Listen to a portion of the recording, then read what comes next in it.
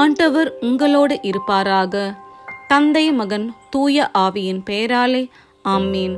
உங்கள் இதயத்தில் இருத்தி தியானிக்க உங்களுக்கான இன்றைய வசனம் நீதிமொழிகள் அதிகாரம் 16 இறைவசனம் 22. விவேகம் உள்ளவர்களுக்கு அவர்களது விவேகமே வாழ்வளிக்கும் ஊற்றாகும். மூடருக்கு அவரது மடமையே போதிய தண்டனையாகும். ஜெபம். அப்பா, எங்களுக்கு உண்மையான விவேகத்தையும் பகுத்தறிவையும் தந்து எங்கள் வாழ்க்கை உம்மில் வாழ்வளிக்கும் ஊற்றாக இருக்க அருள் செய்வீராக. மூடத்தனத்திலிருந்து எங்களை காத்து எங்கள் எண்ணங்களிலும் செயல்களிலும் உம்முடைய ஞானத்தின்படி நடக்க எங்களை வழிநடத்தி ஆசிர்வதிப்பீராக. ஆமீன்.